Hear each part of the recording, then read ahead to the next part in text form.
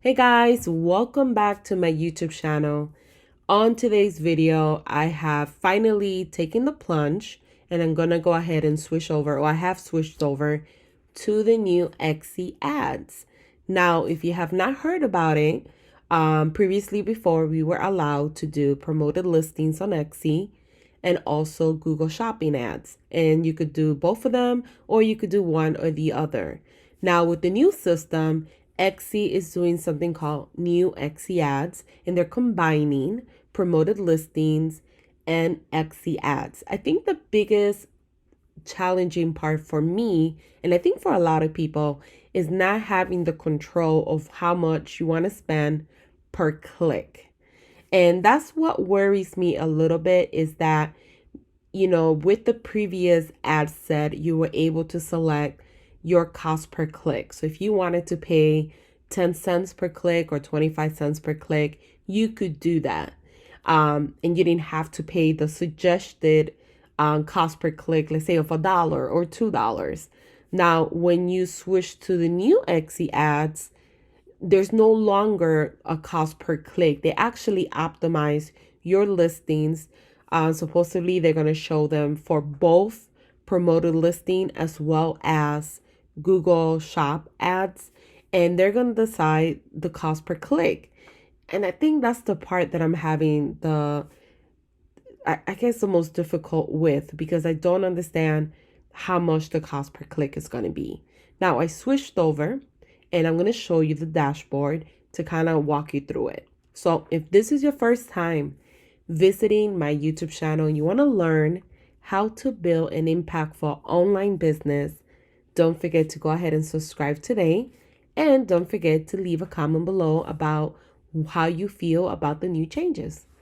So let's dive in. So this is my dashboard.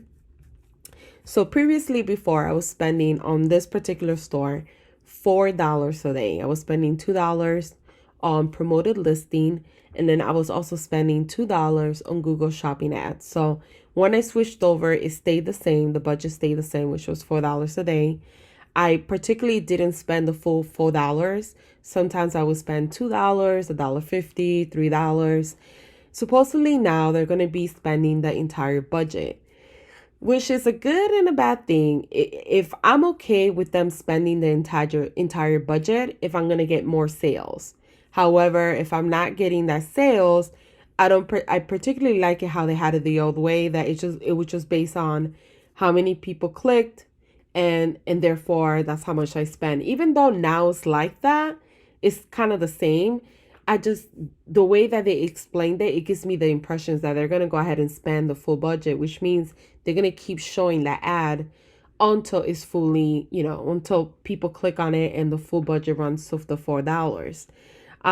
For a lot of people, having that wiggle in between, like not spending the entire budget for the day, works out for them, because they can use that money for let's say for the holidays when it's a little bit busier.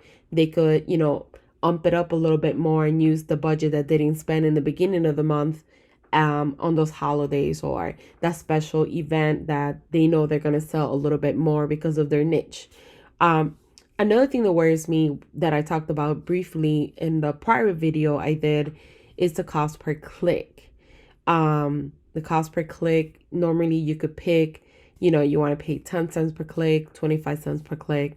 Now, if you are using a keyword that's very competitive and you have not done your research on approximately how much that keyword might cost you, and you don't know how to do stuff like that, that keyword, if that particular keyword, I don't know, is $1 per click, Etsy might suggest for you to pay $1 per click. And I think it can be pretty costly for a lot of people if you have to end up paying $1 per click.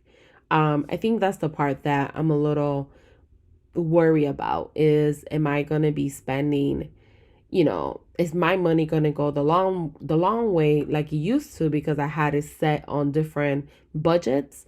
But now that I can't set that cost per click, how are they going to stretch my money out? Now, if everything they're saying pans out, like they're saying that they're going to optimize your listings so you could get more reach, more sales, etc.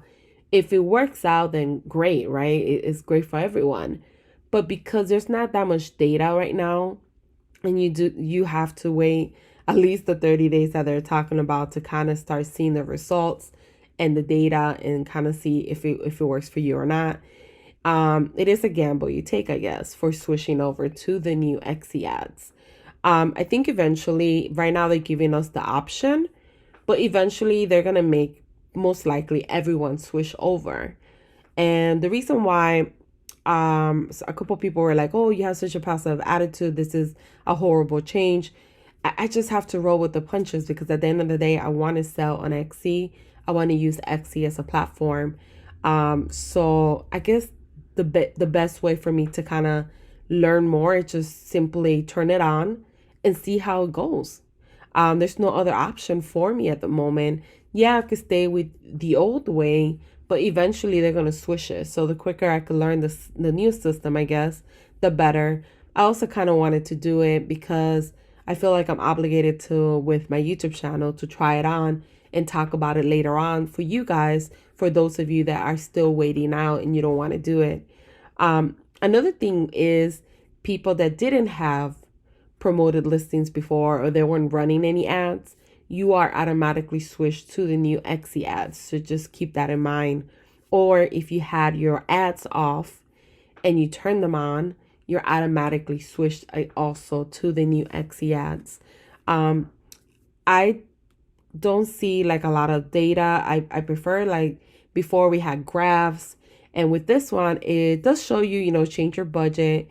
You're able to change your budget from anywhere from $1 a day to all the way 100, and you just put the amount here and you could just update. You're able to change what listings you want to advertise and which listings you don't.